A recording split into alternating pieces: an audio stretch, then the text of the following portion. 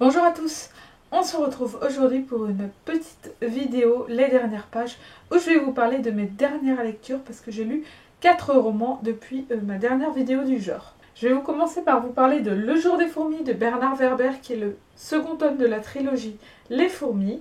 J'avais lu le premier tome il y a un peu plus de 2 ans, mais j'avais eu un peu de mal à entrer dedans, je m'en souviens, j'avais mis longtemps à le lire. Cependant, je garde quand même un assez bon souvenir du premier tome, même si je ne me souviens pas énormément de l'histoire en elle-même, excepté de la fin dont je me souvenais plutôt bien. Mais du coup, avant de lire celui-ci, j'ai relu un peu un résumé sur Wikipédia et j'ai relu ma critique que j'avais faite à l'époque pour me remettre dans le bain. L'histoire, elle est donc plutôt originale puisqu'on va suivre des fourmis. En parallèle à ça, on va également suivre un groupe, plusieurs groupes même d'humains, mais on va suivre donc un groupe de fourmis, la façon dont elles vivent, et aussi la découverte d'une des fourmis dans le monde des humains, et la découverte également des humains par rapport au monde des fourmis. Mais cependant, j'avais du mal à accrocher lors des passages où où on suivait des fourmis. Je pense que ça avait dû faire pareil lors de ma lecture du premier tome, mais je ne me souviens plus trop. Mais en fait, j'avais un peu de mal à accrocher parce qu'il n'y a pas de dialogue, voilà, il y a les pensées de certaines fourmis à certains moments. Et aussi parce que les fourmis sont nommées sous des chiffres, par exemple, dont vous avez la fourmi 120e, par exemple. Enfin, vous voyez le genre. Et du coup, ça me perdait un petit peu. Enfin, moi, les chiffres, c'est pas trop mon truc. Du coup, parfois, j'avais un petit peu de mal à me souvenir euh, qui était cette fourmi. J'ai beaucoup plus apprécié cependant les passages où on va suivre des humains. Donc il y a 2 fois on va suivre des humains, c'est-à-dire qu'on va suivre Laetitia, une journaliste, et en parallèle à ça, on va également suivre un groupe d'humains qui je ne préfère peut-être pas le dire puisque c'est ce qui se passe à la fin du premier tome, et voilà, il va y avoir un groupe d'humains à qui il va arriver quelque chose et donc ils vont se retrouver quelque part et tous ensemble, et donc on va suivre du coup leur histoire dans cet endroit-là. Voilà, je ne préfère pas trop en dire parce que c'est quand même le second tome et donc j'ai pas trop envie de vous spoiler. En tout cas, c'est une lecture que j'ai trouvée intéressante. J'ai bien aimé d'avoir une vision des insectes qu'on n'a pas forcément, à laquelle on ne pense pas trop. Également une vision des humains à laquelle on ne pense pas forcément, puisque l'on va découvrir ce que pense une fourmi de notre civilisation à nous. Donc j'avais trouvé ces passages-là super intéressants et j'ai trouvé que Bernard Werber de ce côté-là avait fait vraiment un bon travail. Malgré tout, j'ai eu un petit peu de mal à accrocher dans le roman, principalement au passage où il y avait les fourmis, mis à part les passages avec la fourmi numéro 103e, parce que je trouvais que c'était une fourmi très intéressante dont le caractère m'a beaucoup plu. Mais pour les autres passages, j'ai vraiment traîné, j'ai mis à peu près 10 ou 15 jours à lire le livre, donc pour un livre de 500 pages c'est quand même énorme. Donc voilà, je ne suis pas sûre de lire le 3e tome puisque je ne l'ai pas en ma possession. Je ne sais pas si un jour je vais avoir envie de l'acheter, je verrai bien. J'ai poursuivi avec une lecture beaucoup plus satisfaisante puisqu'il s'agit d'un petit coup de cœur pour ma part. Donc c'est Le Dahlia Noir de James Ellroy. Je ne sais pas si vous avez entendu parler de ce livre, mais en tout cas moi ça faisait très longtemps qu'il était dans ma pile à lire et que j'avais envie de le lire, et je me suis enfin décidée à le sortir. L'histoire se passe en 1947 à Los Angeles et James Ellroy, pour son roman, s'est inspiré d'un fait réel qui a été très connu en Amérique, puisque c'est un des meurtres les plus horribles qui n'a pas été résolu en fait. Donc c'est un meurtre qui est très connu. Et donc en fait ce meurtre et cette histoire également, c'est le meurtre de Betty Short, une jeune femme qui a été retrouvée nue et avec le corps sectionné en deux au niveau de la taille dans un terrain vague, donc en 1947, le 15 janvier 1947. James Ellroy s'est donc inspiré de ce fait divers pour écrire ce roman et lui a donné une fin à ce fait divers, lui a donné sa propre fin avec son explication sur ce terrible meurtre. C'est un peu long à lancer au début, voilà, il y a à peu près 100 pages d'introduction sur le monde de la boxe qui va avoir son utilité, puisque on va apprendre que les 2 boxeurs dont on parle, Dwight et Lee, sont devenus policiers et vont enquêter sur le meurtre de Betty Short, surnommé le Dahlia Noir par un reporter à cause de son habitude de se vêtir en noir. Du coup, ces 100 premières pages sont pas forcément très passionnantes, du moins à mon avis. J'ai trouvé ça un peu long à des moments. Mais après, ça devient vraiment très très intéressant et je regrette pas du tout de m'être lancée dans ce livre et de lui avoir laissé sa chance parce que c'est vraiment un superbe roman. James Ellroy a une plume qui prend son temps, mais vraiment ça en vaut la peine. Il écrit très très très bien. En plus de ça, l'intrigue est vraiment bien ficelée. Je n'avais pas du tout imaginé qui était le meurtrier ni pourquoi. Voilà, j'étais vraiment loin du compte. Je m'étais imaginé un tas de choses et en fait je me suis complètement plantée. J'ai trouvé que c'était un très très bon livre, un roman très noir voilà, qui prend son temps, encore une fois, je me répète, mais ça prend un peu son temps, mais vraiment, ça vaut vraiment vraiment la peine de le lire. Je suis ravie d'avoir lu cet auteur parce que je ne l'avais jamais lu jusqu'à présent et puis maintenant j'ai très très très envie de découvrir ses autres livres parce que j'ai trouvé celui-ci très très bon et c'était un petit coup de cœur pour ma part. Donc c'est un livre que je vous recommande. Je vous signale tout de même qu'il y a des passages assez glauques. Voilà, par exemple, on va nous décrire le corps mutilé du Dalai Noir. Et donc c'est pas forcément très très gai, mais mis à part ça, c'est vraiment un roman qui est génial. J'ai enchaîné avec Le voisin de Tatiana de Ronay, que j'ai sorti un peu par hasard de ma pile à lire.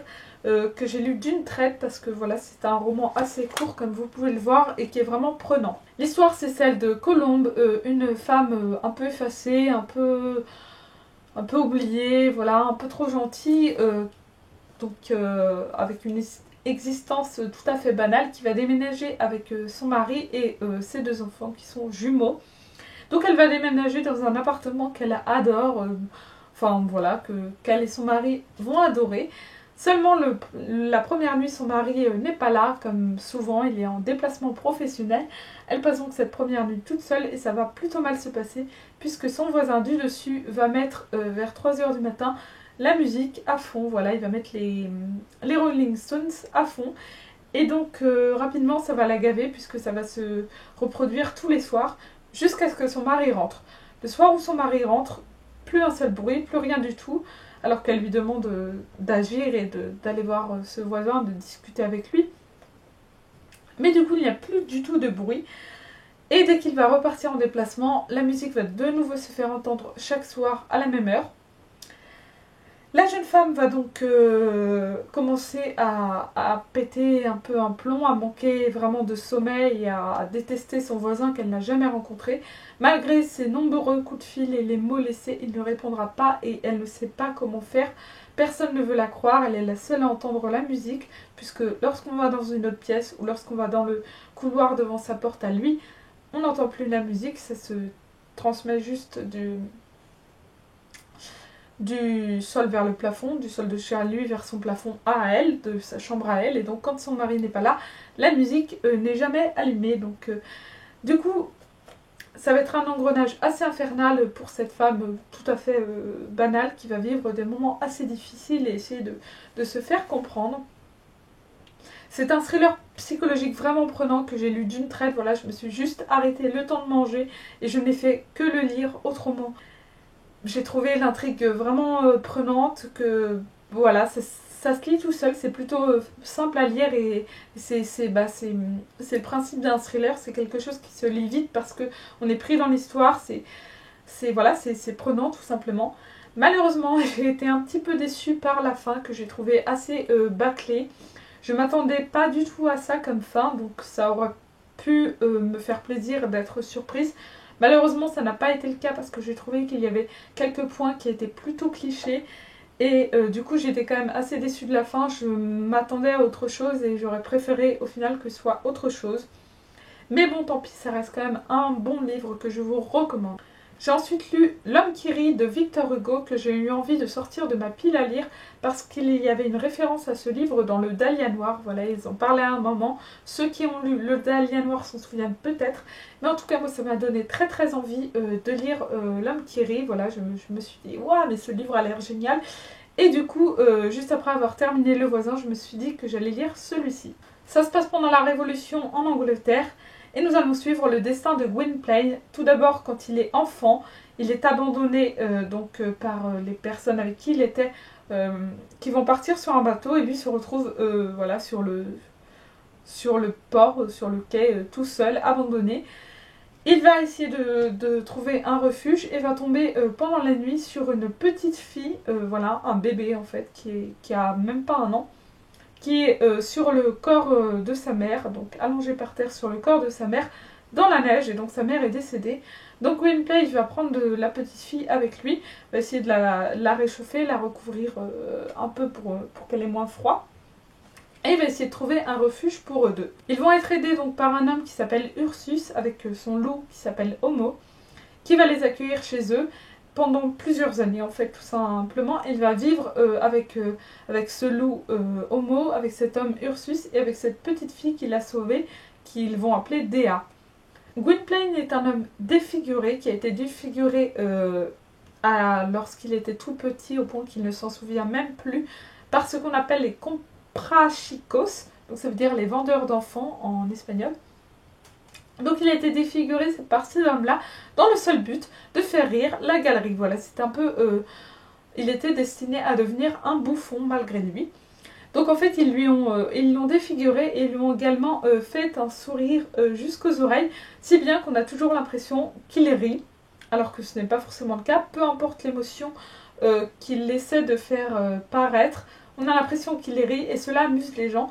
Tout le monde s'amuse en le voyant et tout le monde ensuite le rejette et se dit mais qu'est-ce qu'il est laid cet homme. Et donc du coup, heureusement pour lui, il va se trouver une personne qui est Dea, donc la petite fille qu'il a sauvée dans la neige.